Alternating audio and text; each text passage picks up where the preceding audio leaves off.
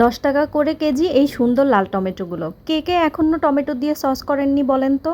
আপনারা এত অলস কেন বলুন তো? সারা বছর কি আর এই 10 টাকা দিয়ে টমেটোর কেজি পাবেন বলুন তো? এখনই লেগে পড়ুন টমেটো দিয়ে সুন্দর একটা সস রেসিপি দেখাচ্ছি আজকে আপনাদেরকে। অবশ্যই সস রেসিপিটা ভালো লাগলে আমাকে জানাবেন কমেন্ট বক্সে। চলুন শুরু করা যাক। আমি এখানে প্রায় 5 কেজি টমেটো নিয়েছি, যেটা আমি 2 থেকে 4 ভাগ করে নিয়েছি এবং টমেটোগুলো সম্পূর্ণভাবে সুন্দরভাবে ধুয়ে তারপরে আমি কোনো রকম পানি ব্যবহার ছাড়াই এটা সেদ্ধ করতে চুলার উপর বসিয়ে দিয়েছি। সাথে দিচ্ছি হাঁটাজারির লাল মরিচ আর সাথে দিচ্ছি রসুন। কেউ কেউ এখানে পেঁয়াজ ব্যবহার করেন, লং এলাচি, দারচিনি আরও নানা রকম মশলাও ব্যবহার করে থাকেন। আপনার যদি ভালো লাগে আপনি অবশ্যই ব্যবহার করতে পারেন। আমার পছন্দ না, সেজন্য আমি ব্যবহার করছি না। এটা সুন্দরভাবে সেদ্ধ করা হয়ে আসা পর্যন্ত সেদ্ধ করে নেবেন। সেদ্ধ হয়ে আসলে তারপর খুব ভালোভাবে ঠান্ডা করে নিয়ে তারপরে মিক্সিতে দিয়ে দিবেন, একেবারে মিহি ব্লেন্ড করে নেবেন। ব্লেন্ড করার পরে এটাকে সুন্দরভাবে ছেঁকে নেবেন। আমি ছেঁকে নিয়েছি সম্পূর্ণটা, দেখুন কীরকম খাত বেরিয়েছে। ছেঁকে না নিলে কিন্তু এই টমেটো সসটা ঠিক দোকানের টমেটো সসের মতো সুস্বাদু হবে না এবং সুন্দরভাবে আপনি অনেক দিন যাবত রেখে সংরক্ষণও করতে পারবেন না। দিয়ে দিচ্ছি চিনি পরিমাণ মতো, টেস্টিং সল্ট, বিট লবণ এবং কিছুটা খাবার লবণ।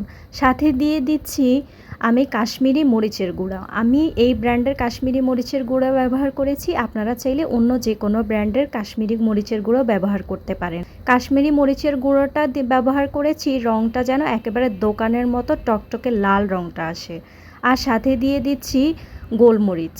আমি এখানে কালো সাদা দুইটা মিক্সড গোলমরিচ একসাথে ব্লেন্ড করে নিয়েছি। আপনারা চাইলে দোকানে কিনতে পাওয়া যায় যে গোলমরিচের গুঁড়ো, সেটাও ব্যবহার করতে পারেন, অথবা কালো গোলমরিচের গুঁড়ো সুন্দরভাবে চুলায় হালকা আঁচে গরম করে সেটাকে ম্যাশ করে তারপর ব্যবহার করতে পারেন।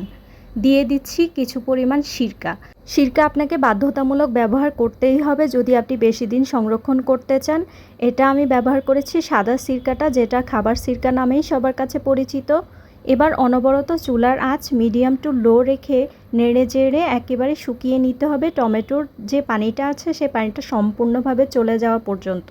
এবার একটি প্লেটে কিছুটা পরিমাণ টমেটো সস উঠিয়ে নিয়ে সেটা চেক করে মাঝখান থেকে একটা দাগ কেটে দেখতে হবে যে টমেটো সসটা দাগটা সম্পূর্ণ মিলিয়ে দিতে পারছে কিনা। যদি দাগটা মিলিয়ে দেয় তাহলে বুঝে নেবেন যে টমেটো সসটা আরও কিছুটা হবে। যতক্ষণ পর্যন্ত না একেবারেই পানি শুকিয়ে যাচ্ছে ততক্ষণ পর্যন্ত এই দাগটা কিন্তু এরকম ক্লিয়ার আসবে না। যদি এরকম ক্লিয়ার দাগ আসে তাহলে বুঝে নেবেন যে আপনার টমেটো সসটা এখন একেবারেই রেডি হয়ে গিয়েছে। এবার আমি ঠান্ডা করার পরবর্তীতে একটি কাচের জার নিয়েছি যে টমেটো সসটা সংরক্ষণ করে রাখার জন্য। সম্পূর্ণ সসটাই আমি কাচের জারে সংরক্ষণ করছি। আপনারা কাচের কন্টেনারে সংরক্ষণ করার চেষ্টা করবেন, তাহলে অবশ্যই বেশি দিন আপনি সংরক্ষণ করে রাখতে পারবেন। ফ্রিজের নর্মাল চেম্বারে রাখার চেষ্টা করবেন, তাহলে 6 থেকে 1 বছর অনায়াসে এটা ভালো থাকবে। আমার রেসিপিটা ভালো লাগলে অবশ্যই জানাতে ভুলবেন না। সম্পূর্ণ ভিডিওটি দেখার জন্য সকলকে ধন্যবাদ।